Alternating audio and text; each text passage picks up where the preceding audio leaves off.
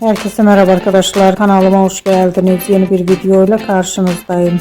Başarılı ve karizmatik oyuncumuz Can Yaman'ın havalarında yeni görüntüler geldi.